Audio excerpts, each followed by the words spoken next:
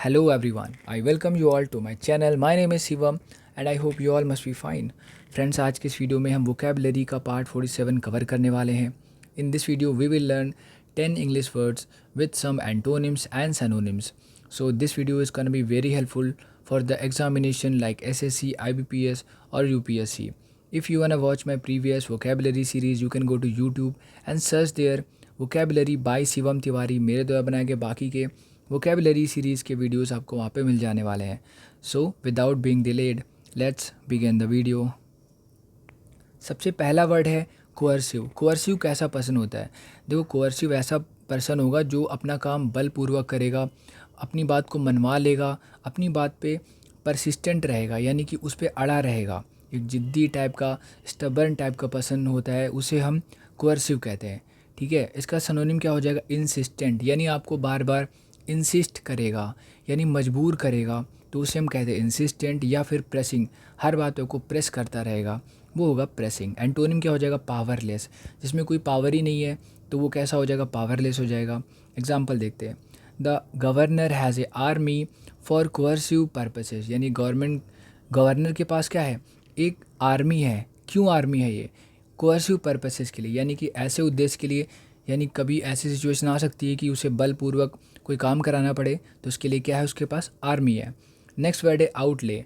Outlay क्या होता है? देखो, आउटले होता है खर्चे, जो हमारे व्यय होते हैं, एक्सपेंडिचर होता है, उसको हम आउटले कहते हैं.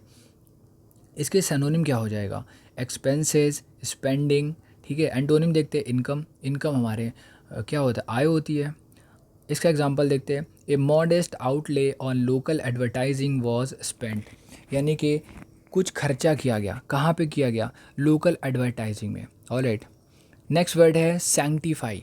देखो, सैंक्टिफाई का मतलब होता है किसी भी चीज़ को शुद्ध करना, किसी सिचुएशन को, किसी थिंग को हम सैंक्टिफाई करेंगे तो हम उसे शुद्ध कर देंगे, साफ़ कर देंगे, क्लियर कर देंगे, यानी कॉन्सेक्रेट कर देंगे. सिनोनिम हो जाएगा ब्लेस करना. ब्लेस यानी कि आशीर्वाद देना, या उसे और ज़्यादा शुद्ध करना अपनी बातों से, मंत्र पढ़ के. या फिर ऑर्डेन. ऑर्डेन भी यही होता है. अपोजिट देखते हैं. डिसकॉन्सेक्रेट. डिसकॉन्सेक्रेट मतलब होता है अशुद्ध कर देना. एग्जाम्पल देखते हैं. He was consecrated bishop of York.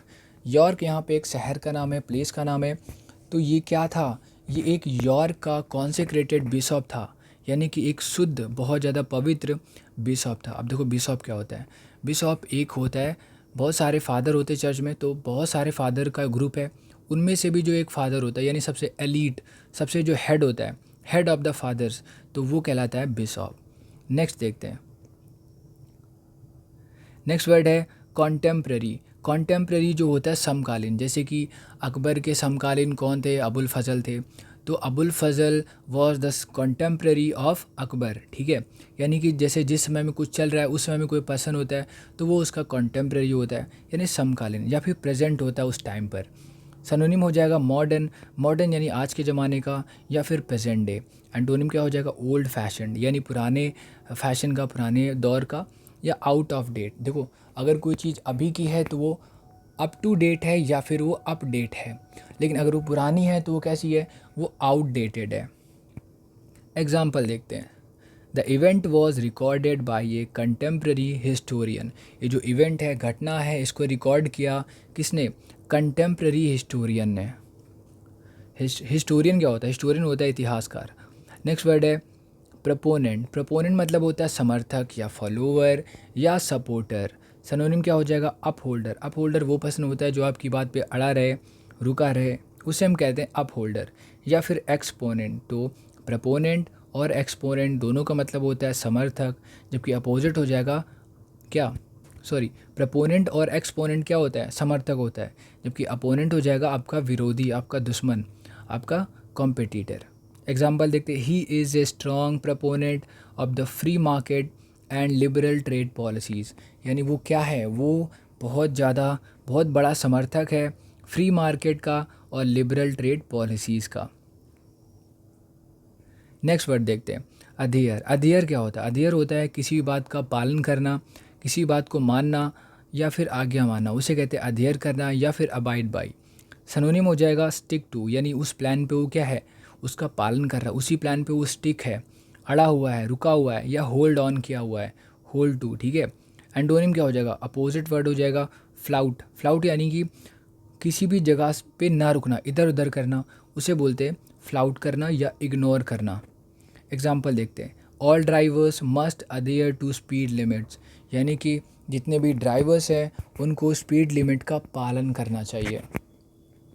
Seventh word है कंटेंड। देखो कंटेंड क्या होता है, कंटेंट होता है संघर्ष करना, लड़ाई करना, इसीलिए जो लड़ाई करता है, संघर्ष करता है, उसको बोलते हैं कंटेंडर, ठीक है। तो कंटेंट करना यानी संघर्ष करना यानी फेस करना, सामना करना। इसके सिनोनिम हो जाएगा कोप विद। कोप विद भी यही होता है किसी भी चीज़ में अटक जाना, या फिर ग्रैपल विद। ग्रैपल विद मतलब होता है जब आप लड़ाई करते हो किसी से, उसको बोलते हैं ग्रैपल विद, आप उसमें उलझ जाते हो। एंटोनिम हो जाएगा सरेंडर, यानी कि समर्पण कर देना, या फिर अलाउ।